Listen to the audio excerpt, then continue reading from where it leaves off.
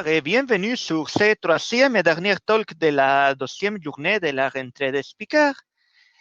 Pour ce dernier talk, j'ai le plaisir d'accueillir Stéphanie. Coucou Steph, comment ça va?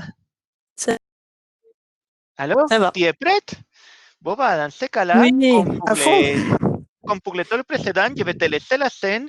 Je vous rappelle que vous pouvez poser toutes vos questions sur l'onglet Q&A et après la présentation de Steph, on retournera sur les tables pour discuter tranquillement. À différence d'hier, je vais essayer de laisser les rooms ouvertes jusqu'à 21h30 parce que hier, ça vous a coupé certaines discussions. Donc voilà, je vous laisse. À tout à l'heure.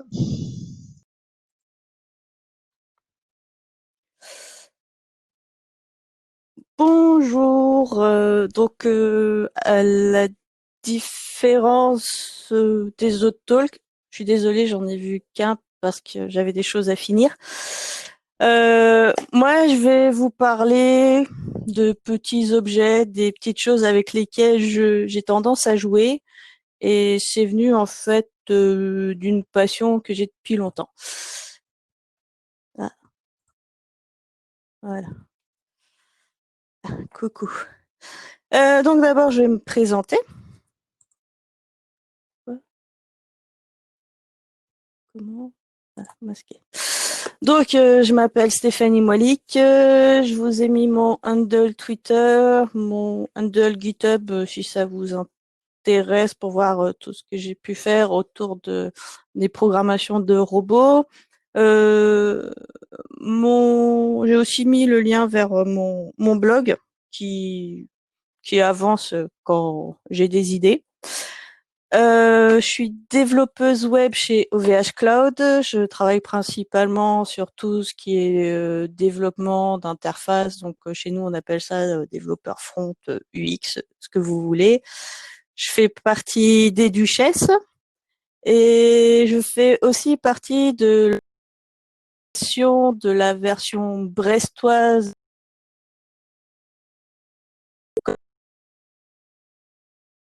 Histoire de présenter, parce que Devox for Kids, malheureusement, ça parle pas toujours aux enfants, ça parle aux gens qui connaissent un peu Devox, mais pas aux enfants. Donc là, c'est pour en fait apprendre la programmation aux enfants, et c'est par ce biais que j'ai découvert qu'on pouvait construire des robots fort sympathiques à l'aide de cartes microbits. Alors, qu'est-ce que sont les cartes microbits? Est-ce que j'en ai de dispo? Ouais, j'en ai une là. Voilà. Je vais vous montrer vite fait. Donc ça, c'est une petite carte microbit que j'ai habillée avec une petite housse en caoutchouc pour la protéger. Donc ça fait une petite tête de petit chat. Donc ces cartes, elles sont très intéressantes pour apprendre la programmation. Parce que en fait, c'est un mini ordinateur. Vous avez des LED programmables en façade. Les boutons A et B sont programmables. On a aussi des broches de connexion. Elles sont équipées aussi de capteurs de lumière et de température, de détecteurs de mouvement et d'accéléromètre, d'une boussole, ce qui permet que quand vous vous amusez à déplacer la carte, à la retourner, à la lâcher, suivant la force de gravité que vous lui appliquez, ça va envoyer différentes informations. Vous pouvez aussi la communiquer en sans fil, donc soit via radio, soit Bluetooth, ce qui est fort sympathique quand les enfants ne sont pas forcément équipés d'ordinateurs, mais par exemple ont des tablettes, ils peuvent programmer la carte via la tablette. Il y a une interface USB, un bouton reset et ainsi qu'un connecteur pour brancher des batteries dessus. Donc elles offrent de nombreuses possibilités. Et c'est via ces cartes-là que j'ai découvert qu'on pouvait apprendre plein de choses. Donc au début, on a commencé à faire des ateliers pour les enfants autour des cartes microbits. Donc c'était vraiment sympa. Mais j'ai découvert aussi en naviguant sur le net qu'on pouvait connecter d'autres cartes à ces magnifiques cartes. Donc là, par exemple, j'ai une autre carte qui est connectée avec différentes broches, ou si je le souhaite, je pourrais m'amuser à connecter des petites LED, des buzzers et autres. On a aussi des cartes qui vous permettent de connecter à des moteurs, comme celle-ci. Donc là, c'est connecté directement sur un robot dont je vous ferai une démonstration tout à l'heure. Donc ces cartes sont vraiment super intéressantes. Et on a aussi un éditeur de code qui est très agréable, qui s'appelle MakeCode Editor.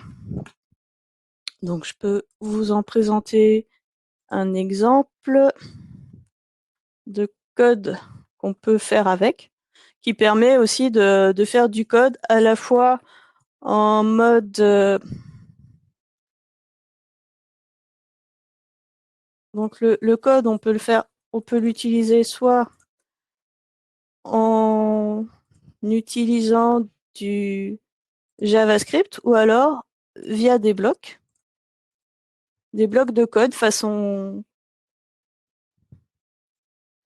via des blocs de code façon Scratch. Je ne sais pas si vous connaissez Scratch, mais ça peut être vraiment intéressant lorsqu'on fait la formation pour des enfants, qu'on leur explique comment programmer, comment faire des choses fort sympathiques. Donc là, c'est un exemple de code. Ici, j'ai un autre exemple de code. On peut faire vraiment beaucoup de choses. Et si on le souhaite, on peut aussi passer en mode édition JavaScript. Si ça veut bien passer. Ah, j'ai plus de réseau. Donc si je fais celui-là, voilà. Donc là, ça devrait marcher. Ça devrait, voilà. Et voilà ce que ça donne en mode JavaScript. Donc là, j'ai intégré directement une carte qui s'appelle Superbit. Et ce qui est sympa, c'est que on peut aussi rajouter de nombreuses extensions. Donc là, on retrouve les différents fabricants de cartes d'extension. Donc on a des petits robots. Ringbit, c'est celui que j'ai qui est fabriqué par Electrix. On peut aussi récupérer d'autres sortes de robots, d'autres types de cartes d'extension, ajouter du NeoPixel et en fonction des URL qu'on a, on peut en rechercher encore de nombreux autres. Si je cherche Keytronic, qui est un constructeur de cartes électroniques autour de cartes microbit, en fait, on se rend compte qu'on a quand même beaucoup d'extensions qui existent. Et si on le souhaite, si on crée ses propres cartes, on peut créer aussi ses propres extensions. Donc c'est vraiment très intéressant pour ça.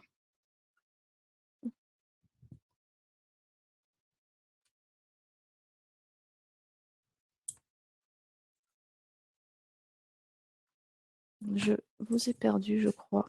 Non, c'est bon. Hop.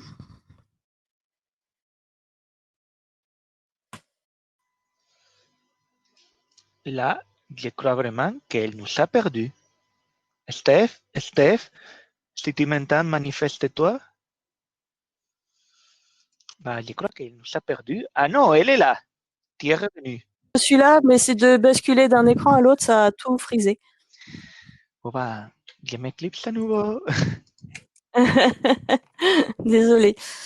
Donc, j'étais en train de repartager. Donc, je sais pas où est-ce que vous m'avez perdu, mais on va essayer de continuer. Donc, pourquoi les robots? Pourquoi je suis partie sur des cartes microbit et vers les robots? Disons que je suis passionnée par les robots depuis que je suis toute petite.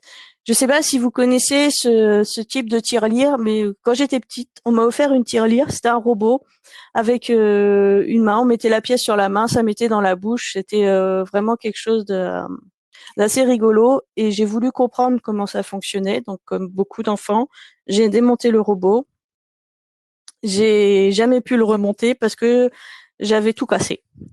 Mais j'ai toujours été passionnée par les robots. Et lors d'un talk, ça devait être à Riviera-Dev, j'avais construit mon premier robot à l'aide d'Arduino. Donc, ça a été les premiers pas que j'ai pu faire avec les robots. J'ai découvert qu'on pouvait créer ses propres robots, les construire, et les programmer soi-même. Donc j'étais contente, j'avais enfin pu construire mon propre robot. Ça faisait des années que je voulais le faire. Et ensuite, en jouant avec les cartes microbit, là, ça a été vraiment la grande découverte. C'est ah oui, on peut en faire encore plus. Maintenant, je peux les diriger. C'est super, c'est magnifique. J'étais trop contente. Donc, je vais vous faire une petite démo d'un robot en espérant que cette fois-ci, ça ne fasse pas tout planter. Donc, on va prendre celui-là. Voilà. Donc, normalement, vous devriez voir un robot qui va fonctionner tout seul.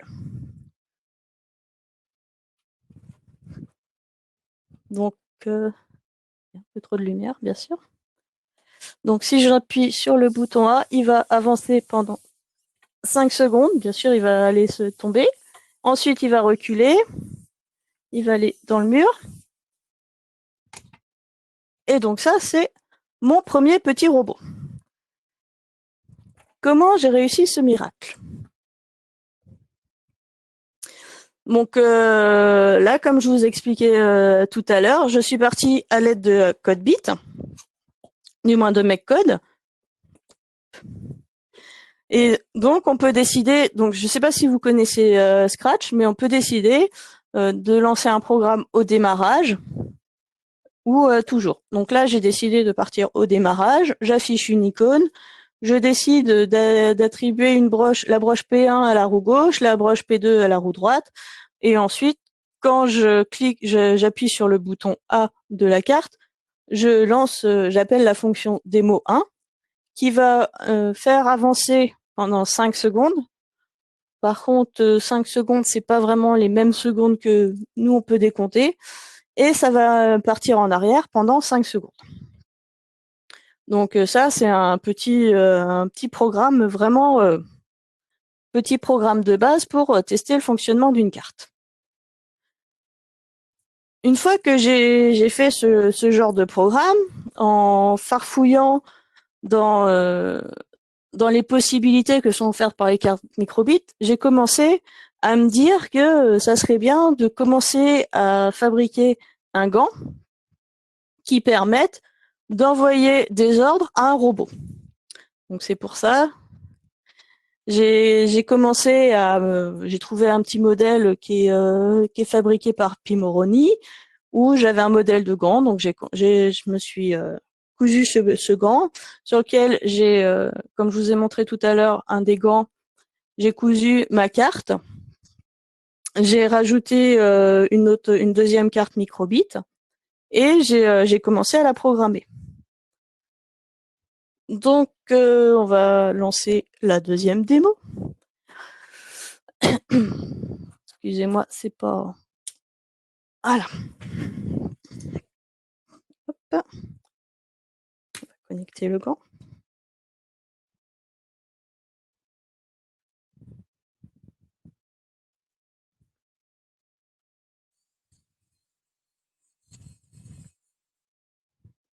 Voilà.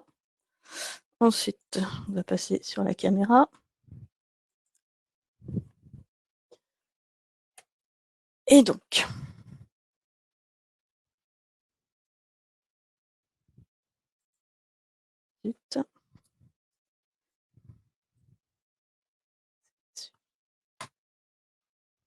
voilà. Donc voilà. Donc là, vous voyez, j'ai le gant. Pour l'instant, il affiche un petit sourire et vu que je l'ai envoyé vers le haut, il recule. Si j'envoie vers le bas, il va avancer et quand je mets à l'horizontale, il s'arrête. Si je mets sur la gauche, il tourne à gauche. Donc il y a un moteur qui avance et l'autre qui recule. Si je mets sur la droite, il tourne sur la droite. Donc là, comme vous pouvez le voir, j'arrive à faire avancer mon robot juste en bougeant la main. Donc c'est la partie que je trouve très rigolote. Et je ne sais pas si vous le voyez, on va l'afficher. Sur la carte qui est très sympathique, j'ai mis des petites lumières rouges quand il recule, bleues quand il avance. Il reste blanc et quand il s'arrête, ça s'affiche blanc. Donc ça, c'est mon deuxième test où j'ai voulu tester comment fonctionnait mon petit robot avec cette fameuse carte que j'envoyais des ordres. Donc je vais vous montrer le code. Donc là, je l'ai découpé en 2 pages le code pour que ce soit plus facile à comprendre. Donc, comme tout à l'heure, au démarrage, j'ai une icône qui s'affiche, comme ça je sais que le programme est bien chargé. En fait, ça sert aussi de moyen de débugger que le programme se passe bien. Et donc là, j'ai défini, comme je vous disais tout à l'heure, on a la possibilité avec cette carte de définir les différentes positions où elle se trouve. Donc là, j'ai sélectionné lorsque le logo est vers le haut, quand il est vers le bas, donc c'est quand je monte la carte, que je descends la carte, que je l'incline à gauche, je l'incline à droite. Et ensuite, quand l'écran est vers le haut, donc on envoie. Là, j'ai décidé d'envoyer une chaîne à mon programme qui va être traité derrière. Mais on peut aussi envoyer quand la carte est retournée, quand la carte est lâchée, quand la carte subit une accélération. Donc, on peut aller jusqu'à 8G, je crois, me souvenir. J'ai pas tous les codes en mémoire. Et c'est donc déjà rien que là, on a aussi quand la carte est secouée. Je l'ai pas implémenté, mais quand on secoue la carte, on peut aussi définir cette action. Donc on peut aussi définir lorsqu'on envoie A, lorsqu'on envoie B, lorsqu'on envoie A plus B.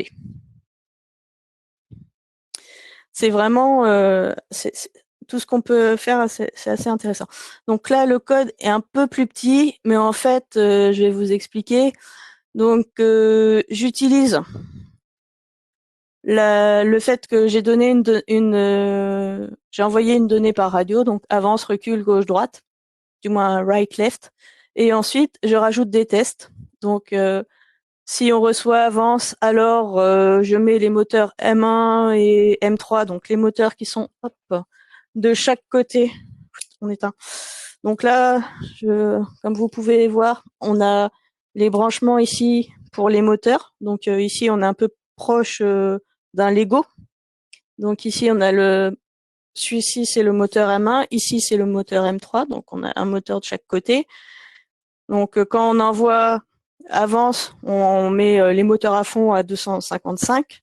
Lorsqu'on envoie recul, on met les moteurs à fond, mais dans l'autre sens à moins 255. Et quand on va à gauche, je mets le moteur M1 à 255 et le moteur M3, donc celui de droite, je le mets dans le sens pour reculer, donc à moins 180. J'ai pour le moteur M3, là j'ai mis une valeur un peu aléatoire pour tester, pour voir ce que ça donnait. Et pareil pour la droite, quand on envoie à droite, donc on met le moteur M1 à moins 180 et le moteur M3 à 255. Donc on fait avancer un moteur et reculer l'autre, ce qui fait une fonction de pour tourner. Et enfin, quand on envoie une chaîne, mais c'est aucune des précédentes, eh ben on met les deux moteurs à 0. J'aurais pu faire aussi un moteur motor all to stop et ça aurait fait la même chose, mais bon, c'était moins drôle. Donc voilà pour mon deuxième robot. Hop. Donc ce robot, il est sympa, mais comme vous pouvez vous rendre compte, c'est un robot à base de Lego.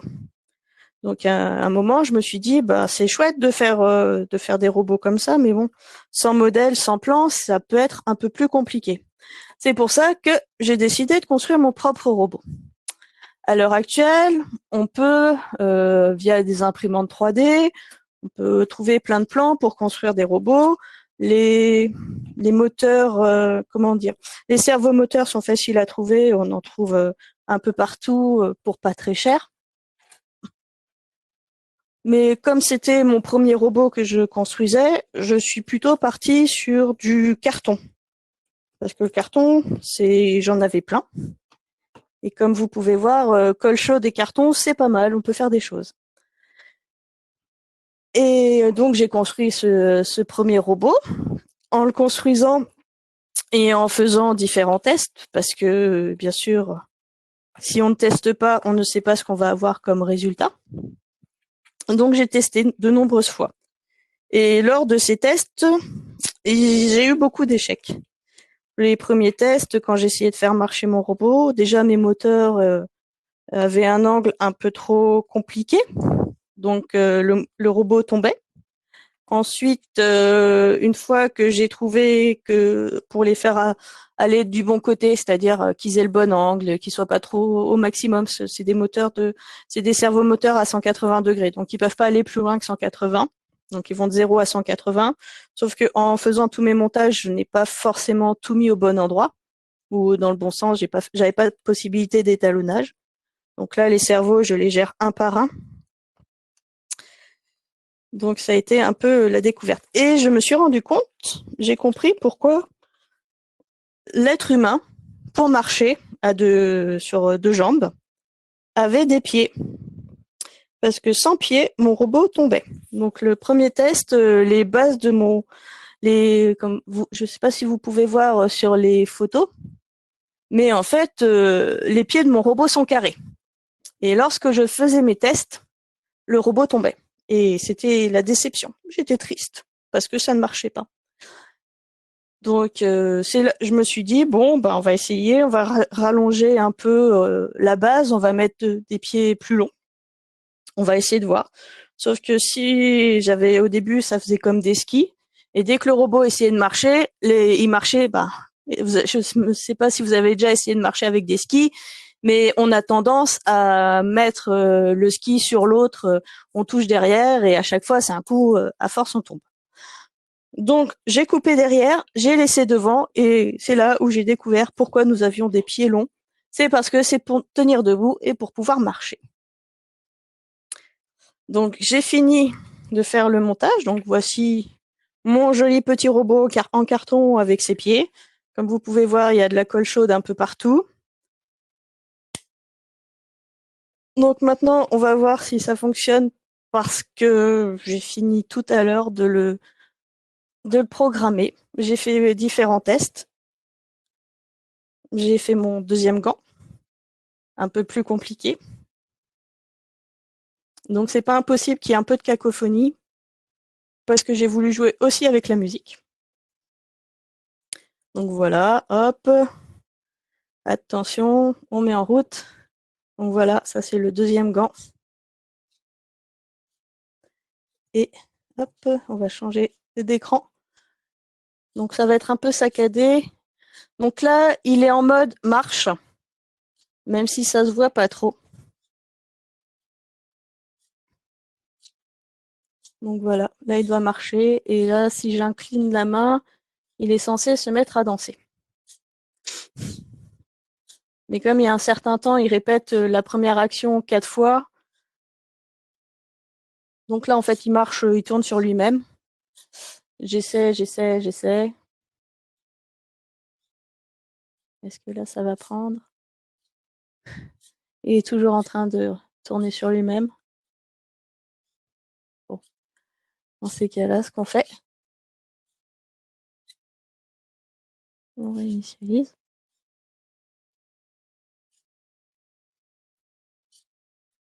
Hop.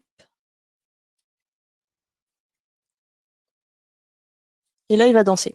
Donc là, il va passer, il va alterner entre la jambe gauche et la jambe droite. Donc il va répéter l'action 4 fois.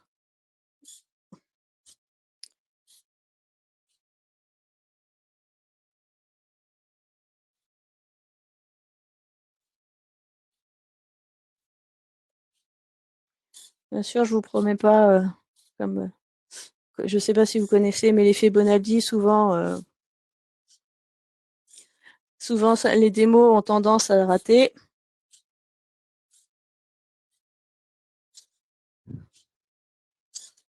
Et là, et là, et là. Ah, toujours pas.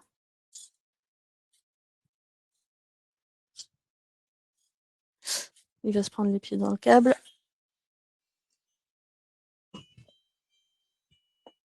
Et voilà. Donc là, j'ai mis en mode stop. Et puis, bien sûr. Hein.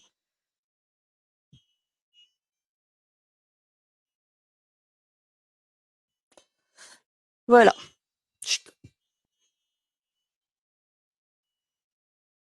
Alors, le code, je vais vous montrer maintenant le code. Il est assez simple. Donc, c'est facile à reproduire.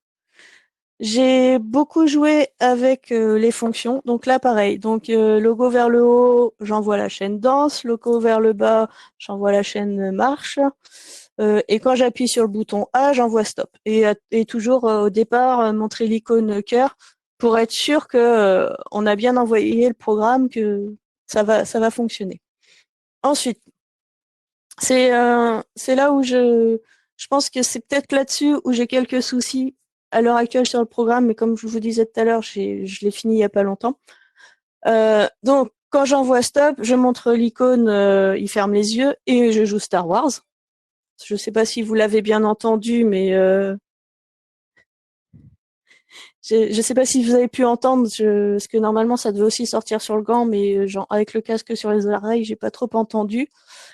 Et quand j'envoie la fonction danse, j'appelle du moins quand je reçois la chaîne danse, j'appelle la fonction left. Et je répète ça, j'appelle la fonction left, j'appelle la fonction right, et je répète ça 4 fois. Et en fait, ces fonctions, je vais vous les montrer, ça sera beaucoup plus simple, parce que sinon, c'est pas super d'expliquer les choses. Si je vous montre pas la partie des fonctions, j'ai oublié de prendre ça. Et pareil, quand je reçois la chaîne marche, alors j'affiche encore une autre icône et je répète 4 fois marche. Donc c'est vraiment intéressant de voir ça.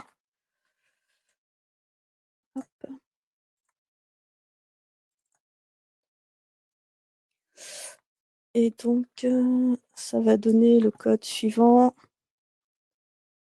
Donc ça c'est la musique.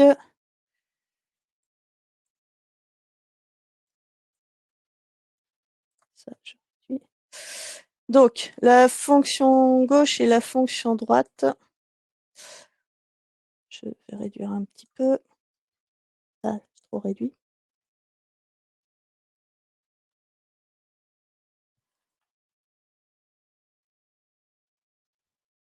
Donc la fonction gauche et la fonction droite.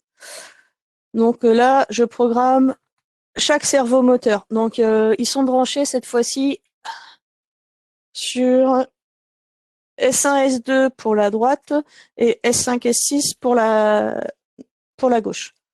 Donc c'est pour ça, et on doit les programmer un par un. Et comme vous voyez, comme je vous disais, les valeurs vont de 0 à 180.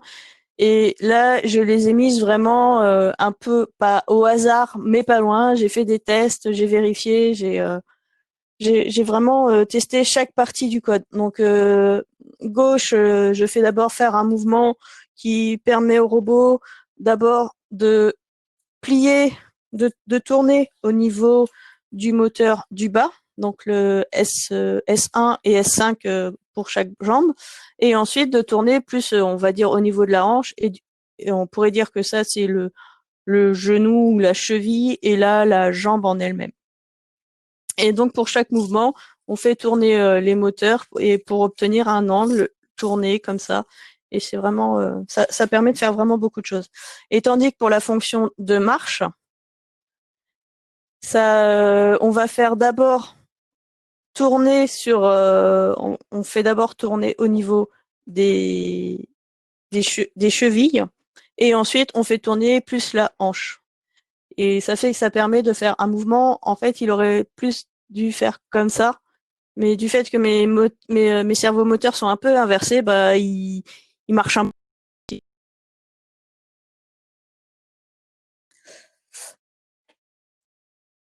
Donc voilà tout ce que je pouvais vous présenter mes robots. Et après, bah, ça serait plus. Est-ce que vous avez des questions? Voilà. C'était un peu rapide parce qu'il y avait beaucoup de démos, mais c'était assez bluffant. Donc, si vous avez des questions, c'est soit dans les Q&A maintenant, soit on va sur les chats pour discuter autour des tables. En tout cas, c'était impressionnant de voir la collection de robots et de voir les robots à base de carton et colle chaude danser devant nos yeux. Merci. Bon, bah, Voilà. il n'y a pas de questions sur le Q&A, donc dans ce cas-là, je vous Non, propose on retourne sur les tables et on a un bon moment pour bavarder. À tout de suite. Merci encore, Steph. merci.